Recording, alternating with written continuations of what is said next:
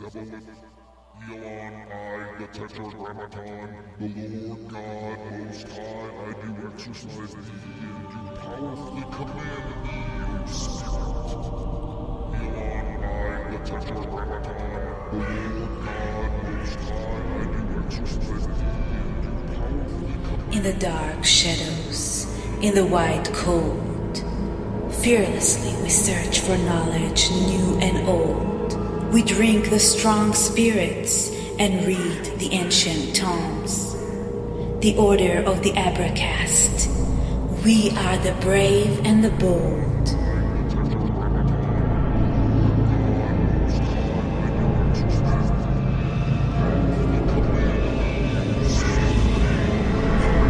Occult, history, conspiracy, and violence.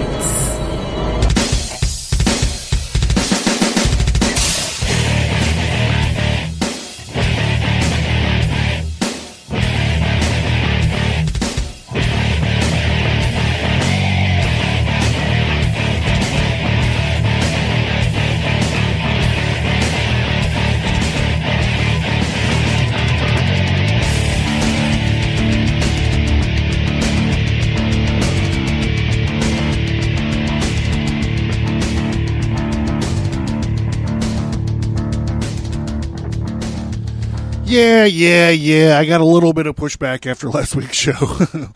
Apparently, I had made a statement during the recording of the show that we don't do politics on the show.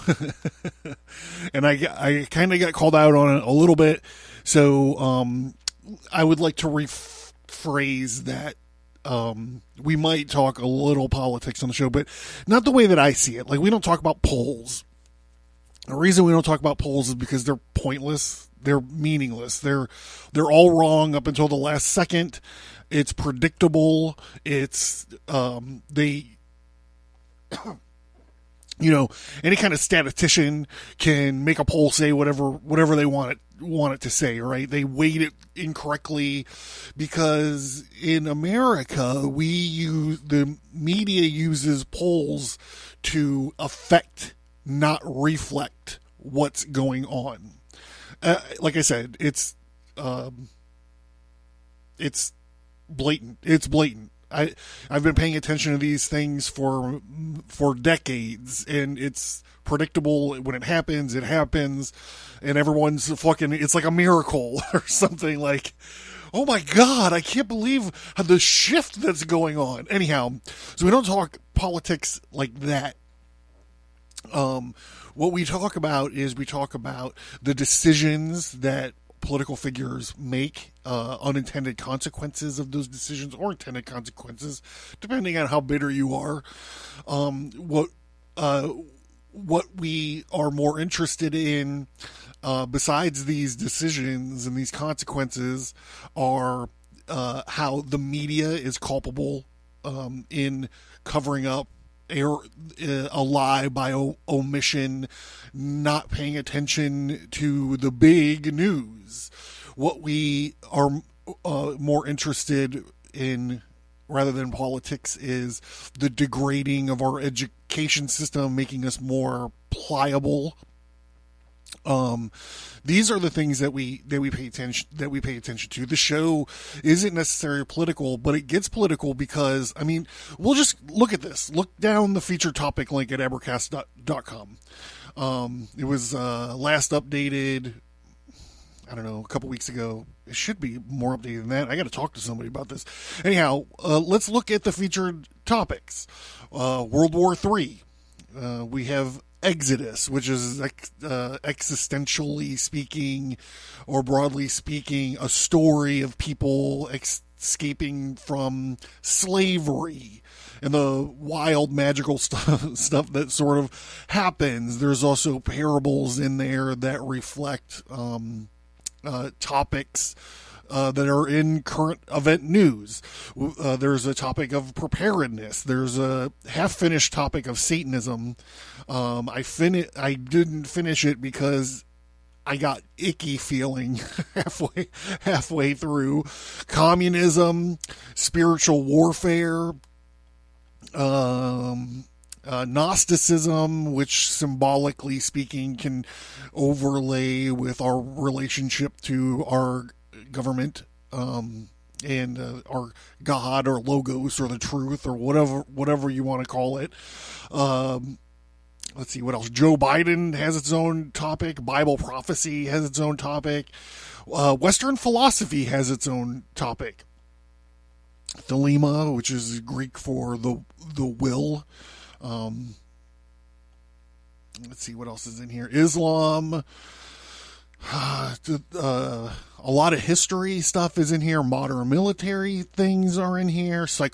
Depth psychology with Carl Jung is in there. Conspiracy, generally speaking, is in here. Genesis, which, Sodom and Gomorrah, the fall from grace. There's a lot of stuff that's comparable to, or could be overlaid onto, our modern story, what we're going through all the time. Mythology, I would argue, could be the same sort of thing.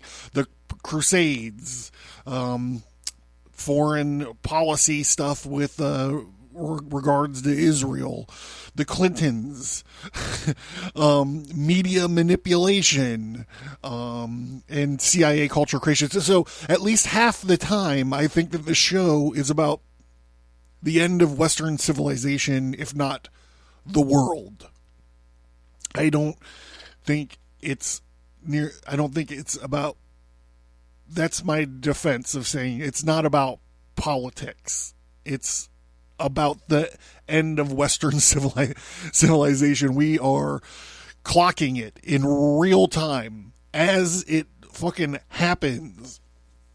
So I wanted to get that out of the way and kind of address the critique that I received on it. So now that's over and done with. I'm John Towers, and this is the Abracast.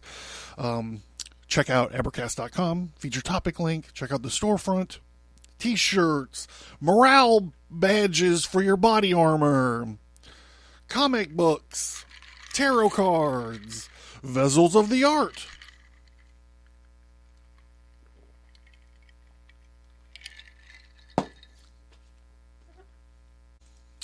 So Nancy Pelosi's 82-year-old husband got assaulted with a hammer, and there's a lot of very weird circumstances revolving around the story that's still developing. Everything that I needed really to know at first about this thing is I read this morning on a news piece from someplace. I just read the headline. It pretty much told me everything I needed to know. It said the guy who attacked Paul Pelosi wrote on social media about QAnon. So the implication was that he's some sort of QAnon wacky alt-right weirdo. But I'm like, yeah, he probably was writing to condemn QAnon or talk shit on QAnon, and that's looking to shape up into the story. The guy's a weird nudist who's got gay power flags and Black Lives Matter stuff on the storage unit he was living in or whatever. Anyhow, the reason I'm talking about this is, Paul Pelosi's been in the news like 2 months in a row for being hammered. Just kidding. The real reason I'm talking about this is because he had to call 911, and of course they responded to Paul Pelosi's house, with this this break-in because of who his wife is, right? But over and over again, we're seeing in the wake of this defund the police movement and all of this other stuff that we're going to have to be our own first responders. There's stories all over the place of people calling the cops not ever showing up. They were all deployed doing something else, or stores being robbed, but no one's charging them with any crimes if it's under $1,000 or whatever. This no cash bail situation in New York is crazy. And this hits home for me because here I live in the People's Republic of Pennsylvania. in quarantine zone 3. Egghead, the Fuhrer Egghead, runs our little democratic utopia here. And it's hit home for me because Pennsylvania's become like one of the most important Senate races out there. You know, we have we have something going on in New York that's crazy. We have something going on here that's crazy. Arizona that's crazy. But, we've become like this little sort of microcosm here because, not to talk shit on both of the two people that are running for Senate, but one of them is wildly vocal about letting murderers out of prison, and crime rate has spiked. They're actually closing bars in popular parts of town right now because they've become nuisance bars, because every weekend someone gets fucking plugged in there. Not plugged, not the good way. I'm talking about like shot. People are getting shot in downtown Pittsburgh every weekend. And they're closing down like these hotspot sort of bars. And, most big cities, most medium-sized cities have like one spot, like Cleveland has the Flats or whatever. Like, Columbus has like, some, I can't remember which street it is or whatever, but Pittsburgh has like 3 spots where there's like college clubs and bars and this kind of stuff. And, we're having the situation where establishments are being closed because crime is going fucking crazy. So we're in a situation where we need to become our own first responders. And, I've come to this conclusion, with my sort of little preparedness journey that I've been talking about, with my body armor, with all this other stuff, my gun belts and night vision binoculars and all those other I have bought. I don't want to get into it. Anyhow, I've come into this idea that we're going to have to, in order to be prepared properly, become our own first responders. So I want to talk about this crime wave right now. And we have a article from Batya Younger Sargon. America's crime wave is not a right-wing myth. Democrats will pay a heavy price for dismissing voters' concerns. The most memorable moment of Tuesday's fiery debate between New York Governor Kathy Hochul, this was amazing, by the way, and the Republican challenger Lee Zeldin centered on crime. So I don't know if this article is going to talk about it, but Zeldin, he's a congressman, I think like a 4-term sitting congressman. He's running for the governor of New York, and it looks like he's going to fucking win, which is amazing. Anyhow, he recently just got assaulted on a campaign stage by a guy that had like brass knuckles or something. They took this guy and they just let him go. He did not get arrested. Eventually, since he's a congressman, the feds had to get involved, and they arrested the dude, and they're making him go to like an alcohol program, and then they're releasing him. No fines, no incarceration, nothing for assaulting a sitting congressman who's now running for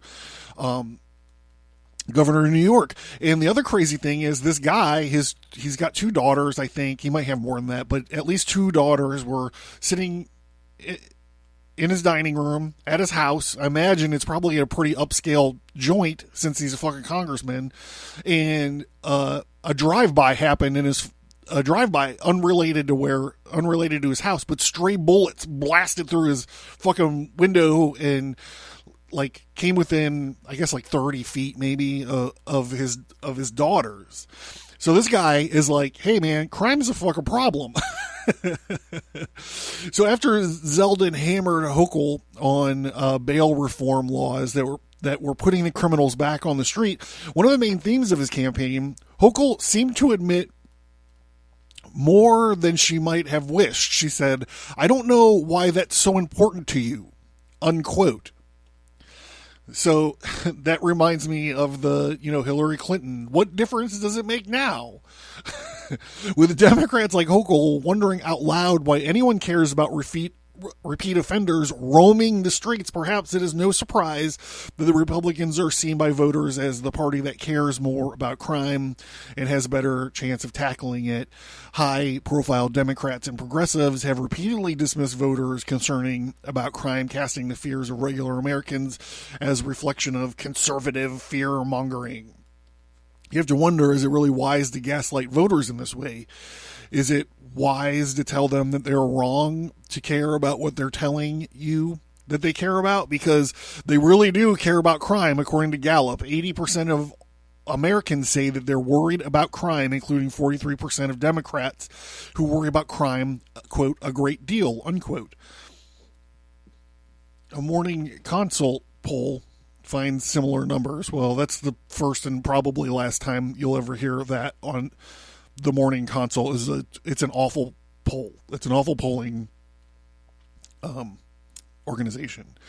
They find similar numbers. Over 3/4 of respondents say that violent crime is a major problem in the United States, with 60% saying crime would play a major role in who they vote for in November's midterms. So there's also other stuff going on in New York. It's not just cashless bail. It's not just brass knuckles and congressmen or drive-by shootings. They've had like a spike of people pushing people off of subway platforms into the paths of trains. So this is like I said, it's happening in real time.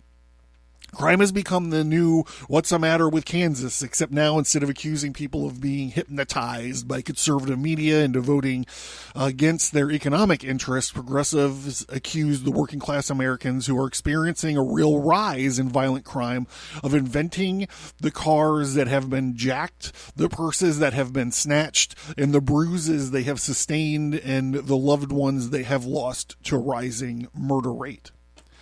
So I'm just going to jump ahead here to the next article. And this is Mayor Lightfoot, who is the Beetlejuice-looking mayor of Chicago, proposes giving herself an annual pay raise. Meanwhile, violent crime is up 37% in Chicago. They call it Chirac for a reason. Black teenagers are at war, apparently, in Chicago, and every weekend they are blasting each other, and no one is talking about it. No one is trying to figure it out. And it seems like no one gives a shit, really. Wednesday, Chicago Mayor Lori Lightfoot introduced an ordinance that would give the mayor's office an annual inflation raise capped at 5%. You can't even make this up. The proposed ordinance would authorize Lightfoot to increase her salary every year by up to 5%, with the stipulation that allows her to opt out of the raise. Currently, Lightfoot's annual salary, blah blah blah, which is way too much. She's making way too much money. She is overvalued for her work rate. The Chicago mayor has been slammed repeatedly for the city's out of control crime rates. Most recently, Lightfoot came under fire for putting more attention on posting tone-deaf dance videos on social media than on making Chicago a safer place for residents. The city has experienced a 37% increase in violent crime compared to 2021, Fox News reported. Compared to the same period last year, motor vehicle thefts are up 83%. Theft is up 60%. Burglary is up 21%. And robbery is up 17%, according to statistics collected by the Chicago Police Department. Stats on recorded sexual assaults from this year remain comparable to last year. However, sexual assaults were up 25% in 2021 compared to 2022. So there's a phenomenon with, I got to say this very delicately. There's a phenomenon in some African American communities that tend to show that rapes and sexual assaults are underreported by a gigantic amount. There's theories regarding why I don't want to get into all that stuff, but if every other kind of crime is going up, why aren't sexual assaults going up? The Chicago Police Department reported that murder is down 17% compared to last year. The rising crime rates are likely to blame for multiple corporations deciding to leave Chicago within the past year. Tyson's Foods, it's a top flight bird outfit. Boeing, Caterpillar, Citadel, and the United Airlines announced plans to relocate elsewhere. So something that we have to talk about here is, why are they leaving? Is this a chicken and the egg sort of debate? McDonald's CEO Chris Kempczynski stated that the city was, quote, in crisis, unquote. We have violent crime that's happening in our own restaurants. We're seeing homelessness issues in our restaurants. We're having drug overdoses that's happening on our restaurants, Kempczynski said. There's a general sense out there that our city is in crisis. The fact that there are few large companies headquartered in Chicago this year than last year, there are fewer this month than last month. The truth is, the more difficult for me to recruit a new employee to McDonald's to join us in Chicago than it was in the past. Lightfoot attempted to defend her annual pay raise by explaining that the increase would be comparable to a Chicago alderman. To be clear, the ordinance that was introduced today would put the mayor, the city treasurer, and the clerk in line with aldermen regarding a cost of living increase. Lightfoot said, it is not a salary increase. Well, okay. All right. God, she's a weird looking lady. Okay.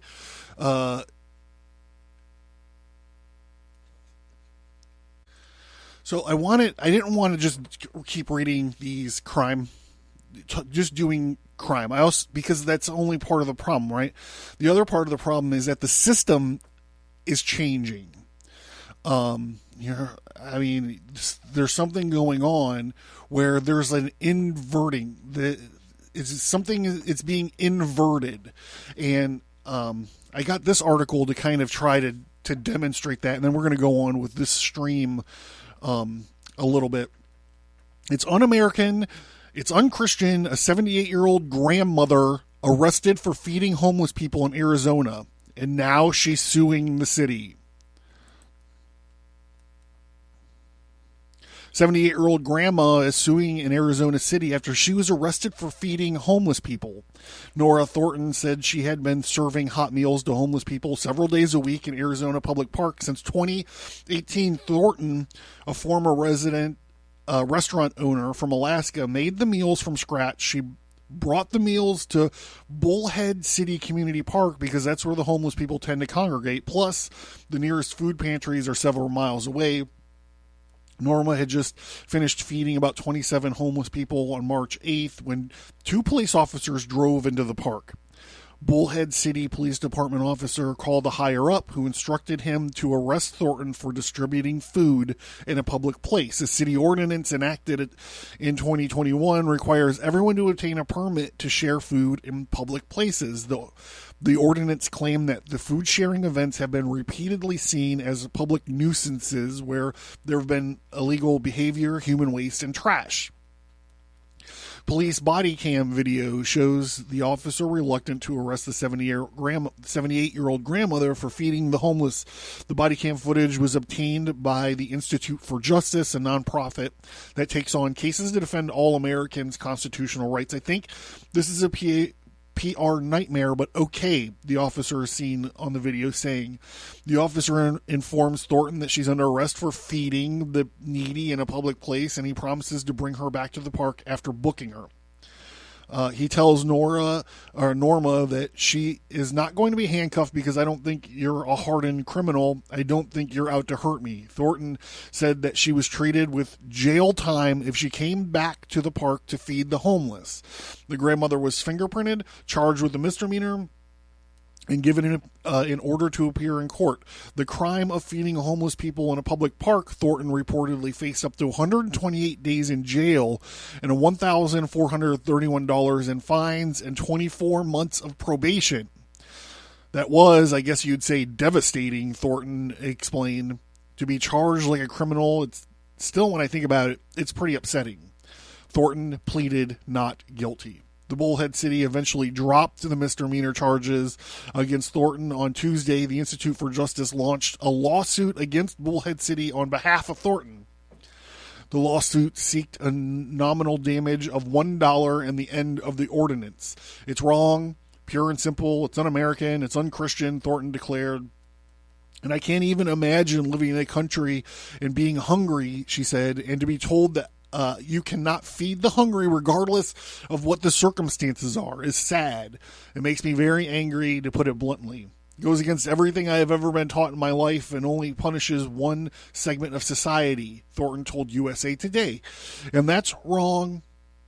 And I'm not trying to change the world, but maybe just make a few people happy or let them survive for another fucking day.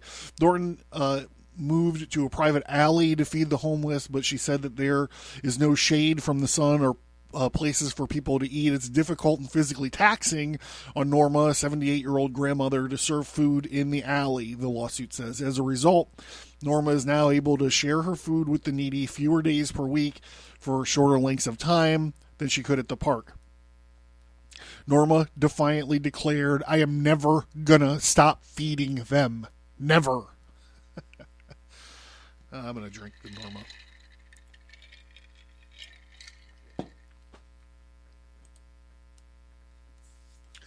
So the next article we're going to be talking about, 10 convicted first-degree murderers John Fetterman helped release from prison.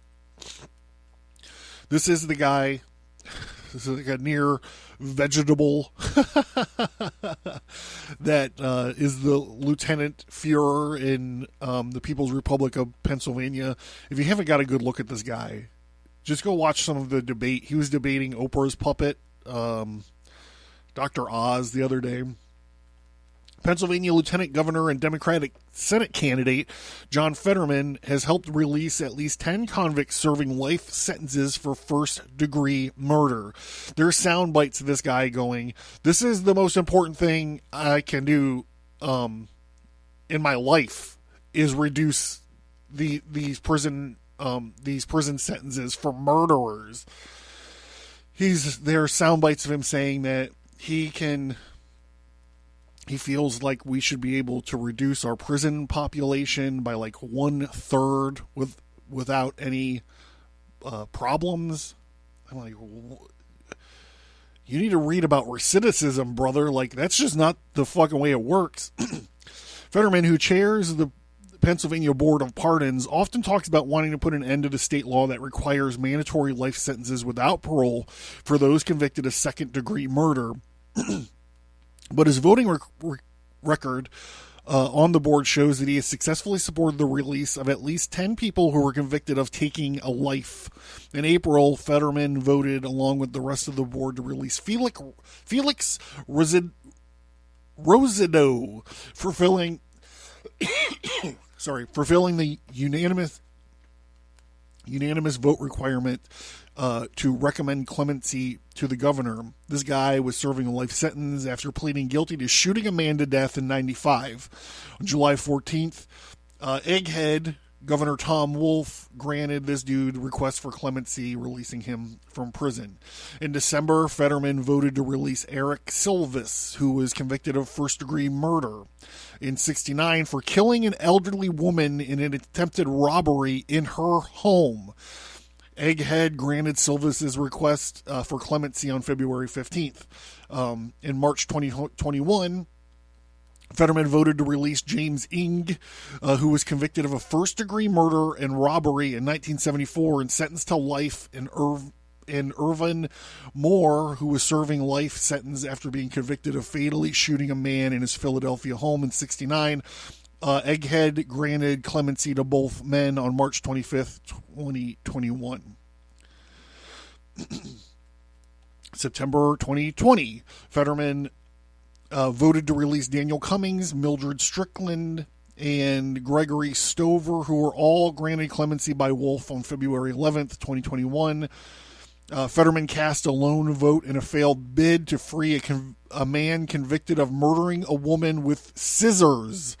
Cummings was convicted of first-degree murder in 1973 for fatally shooting a Philadelphia man inside his home. Strickland was convicted of first-degree murder after stabbing her boyfriend to death in 1985. Stober was sentenced to life in connection to the murder of a Mount Airy man whose body was found with multiple gunshots in the back of the head and with his hands and feet bound, Philadelphia police said at the time. In 2019, Fetterman voted to release Freddie Butler, Charlie Goldblum, and Raymond Johnson, who were all granted clemency by Egghead. They're both actually Egghead. Look at the fucking dome on this character. Butler was accused of stabbing and beating a 72-year-old man to death in the streets and was sentenced to life in prison in 1970. Goldblum was convicted of stabbing a man to death in a Pittsburgh parking garage in 1977. Johnson was sentenced to life in prison after he was convicted in first-degree murder in 1973, shooting and fatally stabbing a man in Pittsburgh. Fetterman hasn't always been successful in pushing for the release of first-degree murderers. Last year, he cast the lone vote in a failed bid to free Alex Rodriguez, who was serving a life sentence in Dallas after he was one of 5 suspects convicted of beating a police officer's 17-year-old son with a baseball bat before fatally shooting him in 1989. He also cast the lone vote last year in a failed bid to commute the sentence of John David Brookins, who was convicted of first-degree murder and sentenced to life in prison for the 1990 killing of his girlfriend's mother, who was found with a pair of large scissors lodged in her chest. Fetterman's campaign has repeatedly defended the lieutenant governor's approach to clemency cases, saying his record on the Board of Pardons has been widely praised by Democrats and Republicans alike. Campaign spokesman Joe Covello repeated the statement again when reached by Fox News Digital on Tuesday. John saved taxpayer money and took a fair-minded approach to every case he considered, voting to deny hundreds of pardons and commutations cases while also siding with law enforcement experts nearly 90% of the time. The campaign pointed to comments made by Montgomery County Sheriff Sean Kilkenny in a recent Fetterman ad rebuting claims by the lieutenant governor's Republican candidate Oprah Winfrey's hand puppet, Dr. Mehmet Oz, that he is soft on crime. John gave us a second chance to those who deserved it.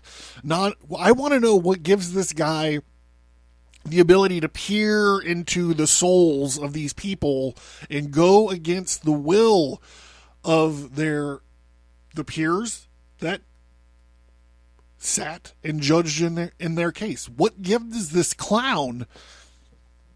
I don't know. I'm getting worked up. About this. This guy is.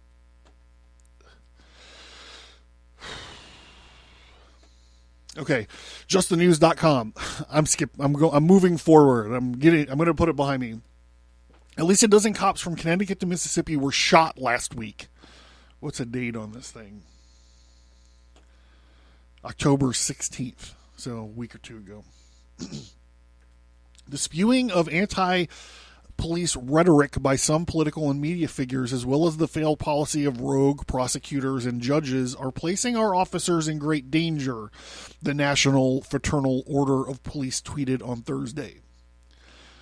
At least a dozen police officers were shot last week amid a spike in anti-police violence, as well as the nation's largest police union connected with the violence and the anti-police policies and messages. Since Monday, at least 12 police officers have been shot. The National Fraternal Order of Police tweeted on Thursday, the spewing of anti-police rhetoric by some political and media figures, as well as the failed policies of rogue prosecutors and the judges, are placing on our officers is in great danger. This culture of lawlessness must stop. With 56 police officers killed by gunfire so far this year, the United States is on pace for the deadliest year for officers since 2016, according to organizations that track violence. The Associated Press reports 2 officers were killed in an ambush in Bristol, Connecticut on Wednesday after responding to a 9/11 call about domestic dispute. The call turned out to be a ruse to lure the officers into an ambush, according to State Police NBC reported. Bristol Police Chief Brian Gold identified the slain officers as Dustin DeMonte, 35, and Alex Hamzy, 34. Another officer, Alex Itoro, was injured. Words cannot express the sadness and the grief that brings me before you this morning, Gold said at a news conference. He lamented the deaths as a result of senseless violence. In Raleigh, North Carolina, an off-duty police officer was killed Friday along with 4 others in a shooting and walking trail. The suspect was arrested, but as of now, the police do not know the motive. Tonight, terror has reached our doorstep. A North Carolina Democratic Governor Roy Cooper. This nightmare of every community has come to Raleigh. This is a senseless, horrific, and infuriating act of violence that has been committed. In Greenville, Mississippi, Detective Maisha Stewart was killed while responding to a call in her hometown. She was 30 years old and she left behind a 3-year-old son, according to News Nation. There is an ongoing war on our police fueled by dangerous anti-cop rhetoric, and the mainstream media is often ignoring it. Television host and legal commentator Dan Abrams said on News Nation this morning.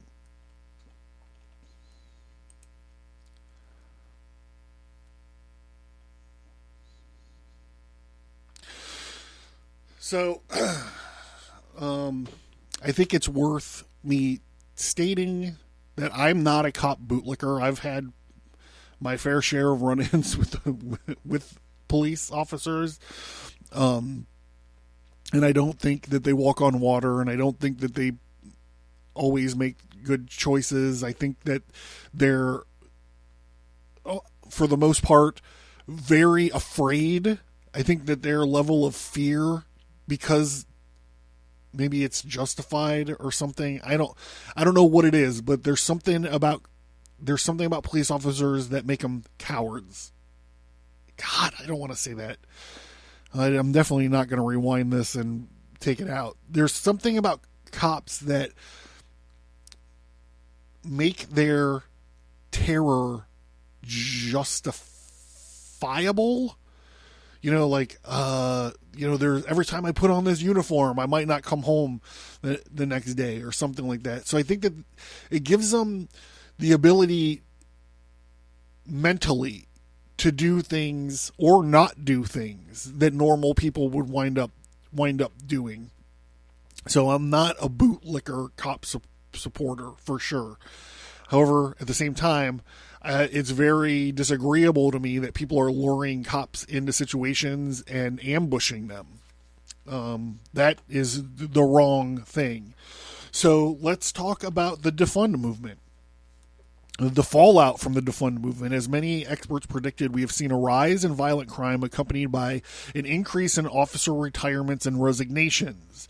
This was from May 25th, 2021. So this isn't even updated.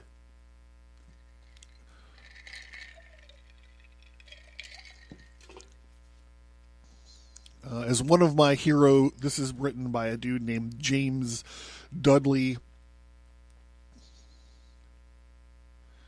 And this is on police1.com. It's predictable. Predictable is preventable. I get that. It's surely the case when it comes to the ready, fire, aim approach. Act first, think after of the Defund the Police movement. As many law enforcement experts predicted, we have seen a rise in violence in several cities across America, both large and small. The fallout from the defund rhetoric and both words and deeds not only impacted crime rates, but also caused an increase in attrition from early retirements, lateral transfers to other agencies, or officers simply quitting due to low morale.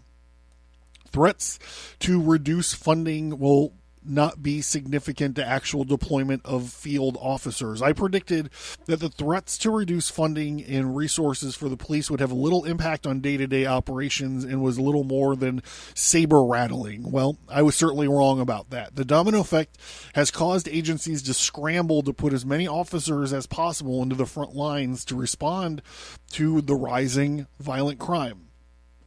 And this has left fewer investigators to follow up with the investigations and lower customer satisfaction. It's also left fewer officers on the streets to handle lower yet still important calls for service to keep smoldering problems from becoming raging firestorms. Politicians and elected officials have seen the negative impact, and many are beginning to revisit their foray into social experiments. Reduction in social problems policing. This was a prediction that was and continues to be accurate, and that many large cities with financial resources are looking for alternatives to law enforcement responding to issues surrounding mental illness, homelessness, and drug abuse. While the Cahoots program in Oregon has been held as a sterling example of mental health outreach programs, creating new teams to deal with the issues of mental health, homelessness, drug and alcohol addictions remain the challenge. Some cities have tried to create civilian teams with EMS and firefighters responding with social workers. The struggle has been to create, train, and deploy enough teams to deal with the number of calls for service in those categories. With more than an estimated 18,000 documented calls for services of these types of issues, the San Francisco team still can only respond to less than 20% of the calls. Remember, we're going to be our own first responders. We have to be. We got to be prepared, because they're only responding to less than 20% of the calls back in whenever. One call can take 1 to 4 hours to assess, address, and to move an individual to services. Many now understand the volume of calls for services dedicated to these issues should not be regulated to the police in the first place. Still, more can be done to relieve law enforcement officers from duties better suited for EMS providers, mental health clinicians, and public health works departments. Police as firefighters, in the sense that police will only respond to calls in their most volatile and advanced states of decay. This has seemed to become a reality.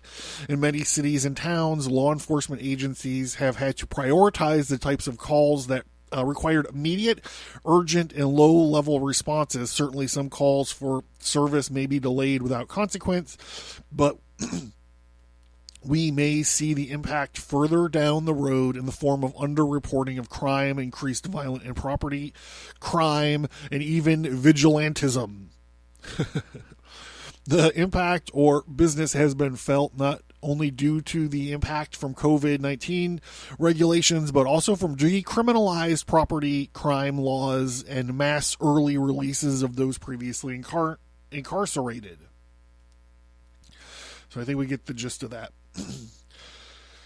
So I kind of mentioned earlier about how something's flipped and things are being inverted. So I wanted to kind of bring this up. I doubt I'll stay on this for a long time, but this is justthenews.com. There is an FBI whistleblower who says the Bureau is using excessive tactics to ensure that the process is the punishment. And we mentioned Steve Friend in 2 episodes ago, maybe. He says that his colleagues share his concerns. We are supposed to be people of integrity. Well, if you look into the FBI, you'll see that the FBI was rarely, they had a good PR, but, these are the people that bugged Martin Luther King. There's a lot of credible, in my mind, speculation that J. Edgar Hoover wasn't involved or controlled by the mob in some way. I mean, there was decades where he just refused to admit that they were around or even a problem. There's a lot of people that can't wrap their head around that. I think that is what led to the speculation that J. Edgar Hoover dressed up in women's clothes. Like the mob got pictures of him in in women's underpants or something. It's hilarious. It's a hilarious idea. The FBI agent in Florida said he chose to blow the whistle on his agency because he has not been following his own rules while investigating the January 6th riot, designing cases to exaggerate the threat of domestic terrorism in America, and using excessive tactics to ensure the process is the punishment, even if a suspect is innocent. So what they're saying is that if you find yourself in a legal battle with the United States government, you're in fucking trouble. You know, they just print all the money they want. Like, it's dealing with dealing with someone who has unlimited resources. They have buildings full of attorneys just sitting around looking for something to do. Hey, you got time to lean, you got time to clean. We took an oath before our family and our friends and the Lord Almighty, and we are supposed to be people of integrity. Suspended FBI Special Agent Steve Friend just told the news in a wide-ranging interview. That's not a leisure pursuit. If you are indeed a person of fidelity, bravery, integrity, which is the FBI motto, you have to be willing to do things that aren't easy, especially when they are as simple as stepping up and pointing out when we are not meeting the standards that have been set for ourselves. Anyhow, that's all that I wanted to get to. There's another funny one here. Joe, the people making laws about, first of all, the Second Amendment is written in pretty plain language. You shall not infringe the rights. So all the gun laws that are on the books from everywhere are unconstitutional. Anyhow, Biden's rattling around, and it's hilarious because the people making these laws don't know anything about guns. Here, case in point, Joe Biden pushing to limit gun owners to 8 bullets in a round. Natalie, hold on.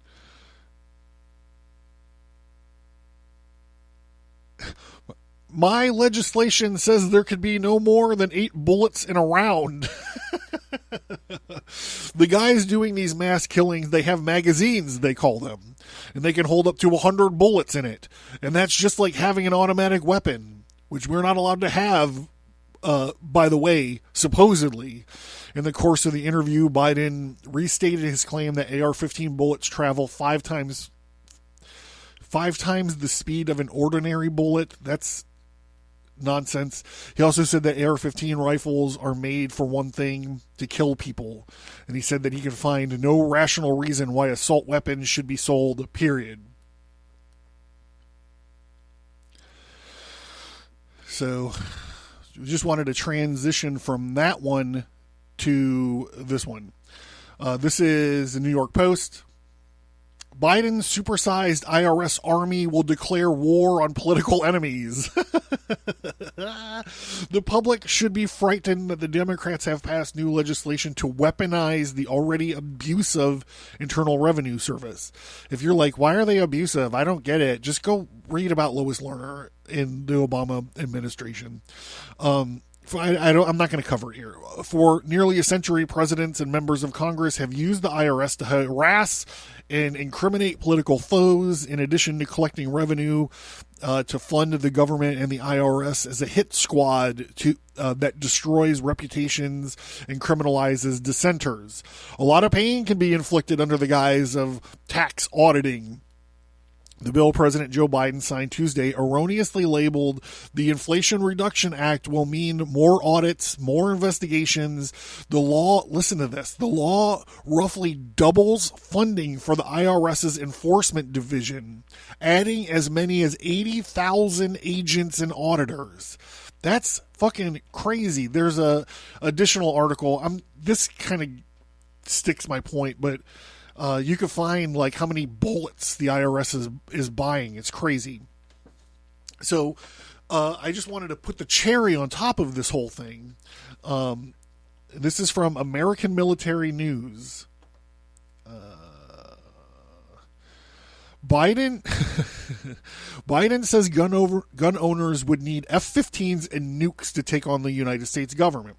During a Wednesday press conference announcing his new gun crime prevention efforts, President Joe Biden said the Second Amendment has always had limitations, and it just even he should be able to understand it. And those who think they need weapons to overthrow tyrannical governments would need F-15 fighter jets and nuclear weapons. Biden said if you wanted, or if you think that you need to have weapons to take on the government, you need F-15s and maybe some nuclear weapons.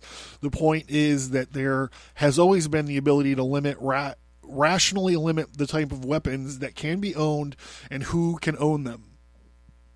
The Second Amendment, from the day it was passed, was limited to the type of people who could own a gun and what type of weapon you could own. You couldn't buy a cannon. I don't think that's true. Biden said those who say the blood of patriots, and all that stuff about how we're going to have to move against the government. Well, the tree of liberty is not watered with the blood of patriots. Biden's comments appeared to paraphrase a quote from Thomas Jefferson, who said, the tree of liberty must be refreshed from time to time with the blood of patriots and tyrants. As Biden argued that the Second Amendment has always allowed for limitations, he claimed from the day the amendment was passed, you couldn't buy a cannon. Biden previously made the claim that individuals cannot own cannons. At the time the period of the Second Amendment was passed in May 2020, the fact-check resource PolitiFact claimed Biden's claims about owning a cannon was, quote, false, unquote, with noted instances of private ownership of cannons during the time period, including American privateers who owned privately owned vessels and privately owned cannons to attack other ships for other nations' ships for profit. During his Wednesday remarks, Biden also claimed reasonable gun owners see no justification for owning firearm magazines that can hold 100 rounds. Talk to the most responsible gun owners and hunters, and they'll tell you there's no possible justification for having 100 rounds in a magazine of a gun, he said. Like I've said before, what do you think? The deer are wearing Kevlar vests? Ba-doop boop. So I'm going to end it right here, but my final thought on this article is that you don't need F-15s and nukes to take on Joe Biden's government. The Taliban beat Joe Biden in like a year and a half. And now they actually do have F-15s. Because we just gave them to them.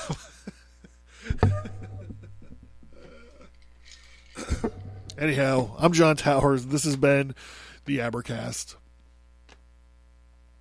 Talk to you in a few days. Thank you for listening, and we hope that you enjoyed the show. Please send an email or find us on social media and let us know what you think about the show.